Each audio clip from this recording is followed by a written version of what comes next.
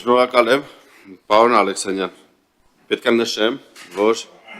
ես 5 կետեր էի, հետո դարձավ 7 կետեր, որոնք որ առաջարկել էի կառավարությանը, վերջի քննարկումներին, ըստ տարեսկզբին, որ կառավարությունը ունենում ենք, 2 կետի հետ կապված կար կոնսենսուս, ճիշտ եք ասում,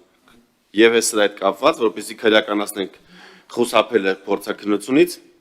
եւ քաղաքացիությունից հրաժարվելու մասով կար կոնսենսուս։ Ես կառավարությանը վերջի պահին, որ տեսա մյուս կետերի հետ համաձայնություն չկա, ասեցի եկեք այս կետերը շուտ անենք, որպեսզի դեմ առնենք քաղաքացիությունից հրաժարվելու եւ բժշկական թղթերով կեղծ ազատվողների։ Ի զարմանս ինձ ասացին, որ համաձայն չենք։ Ասեցի, բայց կոնսենսուս ունենք այս 2 կետի հետ կապված։ Եկեք այս 2 կետը ընդունենք, մնացածը հետագայում։ Չնայած ես ուզում էի, որ փաթեթով արվի, որ ավելի ճիշտ աշխատի, բայց դրան էլ էի համաձայն։ Վերջի պահին իմ համար անակնկալ ձևով ասեցին, որ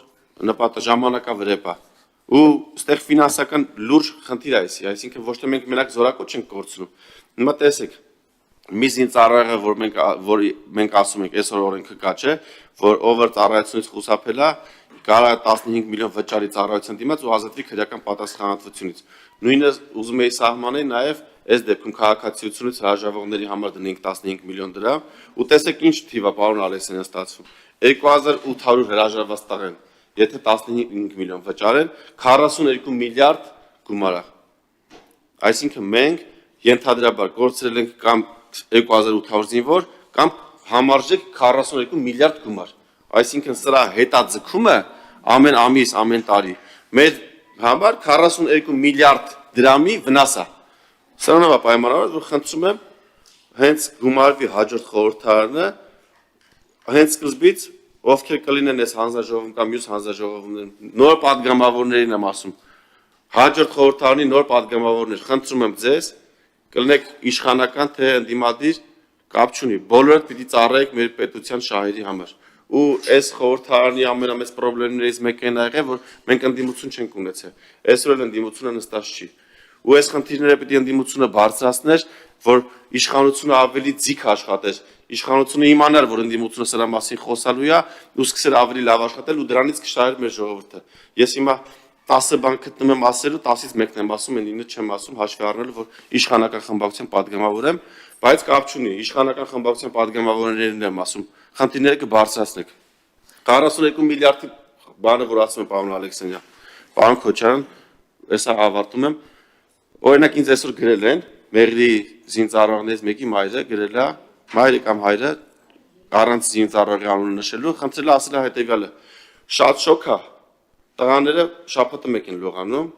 այս տարի գիտեք ինչ շոկ է, ասենք Եվրոպայում ջրցան մեքենաներով մարդկանց հովացնում են, էլի միջոցներ են սաղ աշխարհում ձեռնարկում, որ մարդիկ ուշագնաց չլինեն։ Մեր Մեղրիում, որը Հայաստանի ամենաշոգ կետն է, զինվորները լողանում են շաբաթը մեկ։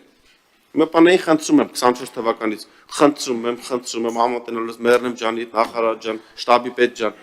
փոխնախարար ջան, եկեք խնդրում եմ, կազմակերպեք, արեք, մեծ ֆինանսական խնդիր չի։ Հիմա եւս մեկ անգամ խնդրում եմ, հաշվի առեք այս անոմալ շոկը ու նայեք աշխարհի փորձը, մարդիկ դրա դեմը պայքարում են։ Նենց արեք, սկսեք Մեղրիից, բայց ոչ միայն Մեղրին, որ մեր զորքը ամեն օր լողանա։ Ու նաև ֆիլտր դրվի, որպեսզի ամեն օր ատամները լվանալուց այդ ջուրը մաքուր լինի, Մեղրին է վերաբերվում, ավելի շատ մյուս տեղերը համեմատաբար ջուրը ավելի մաքուր է։ Այսինքն կազմակերպչական հարցերը ֆինանսով չի մենակ պայմանավորված։ Դա կամք է պետք ու նաև պետք է որ падգամավորները կլինի իշխանական, կլինի ընդդիմադիր, այդ խնդիրները բարձրաձայնեն։ Այսինքն պաշտոնով գնում է գործի տեղը նստում է մի պահ կարող աշկ կպցնի կամ շուտ գործից դուրս գա, իմանա որ խնդիրներ ունի, բարձրաձայնվում են, պետք է այդ խնդիրները լուծի ու սրանից շահելու է մեր ժողովուրդը։ Շնորհակալ եմ։ Շատ լավ։ Հարակից զեկույցումով հանդես գա հանձնաժողովի նախագահի տեղակալ Արմեն Խաչատրյանը։ Խնդրեմ, պարոն Խաչատրյան։ Շնորհակալություն։ Բավականին մանրամասն գործընկերները ներկայացրեցին այս օրենքի բովանդակությունը։ Իհարկե շատ կարևոր է այս կարգավորումը մտցնելը, որովհետև պրակտիկան ցույց է տալիս, որ այսօր կեղծ առողջական տվյալների հիման վրա պարտադիր զինծառայությունից ազատվողների բավականին զգալի քանակություն ունենք եւ հետո էլ քրեական վարույթների ընթացքում հնարավոր չի լինում նորից փորձաքննություն անել եւ մարդկանց նորից տանել համապատասխան բժշկական զննությունների, ինչի այդ առիթից օգտվելով էլ այս հանցագործության կանխարգելումը բավարար չենք դիտարկում։ Ես ուզում եմ մի հատ առաջարկություն անեմ, շատ կարճ ասեմ։ Տեսեք, այստեղ ես կուզեի ավելացնենք մի հատ տերմին, սահմանված կարգով տերմինը։ Տեսեք, զինապարտ քաղաքացու կողմից պարտադիր զինվորական կամ այլ ընտրանքային ծառայության կամ զորահավաքային զորակոչից կամ վարժական հավաքից խուսափելու հատկանիշներով հարուցված քրեական վարույթի ընթացքում նշանակված առողջական վիճակի, ստե ավելացնենք, սահմանված կարգով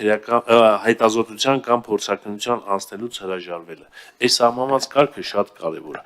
Հիմա մարդիկ գալու են, ասեն չենք հրաժարվում փորձաքննության, հա, ձեր ասած պարոն Սարգսյան, MRT-ի մեջ ցենց են անելու կամ նենց են անելու եւ աղավաղեն ամբողջ պատկերը կամ անալիզ տալուց, որ պարտադիր պայմաններ կա, որ պետք է անոթի լինես, որոշակի ժամին լինի, հեսա լինի, ասելու տալիս եմ իմ հարմար ժամին, ոչ էլ անոթի եմ գալու, 5 բաժակել օղի խմած եմ գալու ու ամբողջ պատկերը աղավաղած են գալու, սրա դառը փորձը կա մեկ ուրիշ,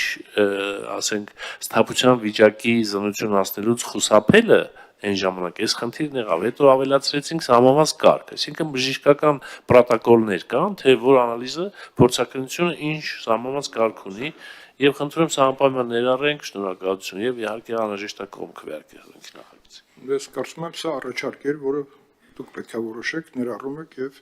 այդ դեպքում քվեարկությունը կդնամ այս առաջարկը նաեւ հաշվի առնելով։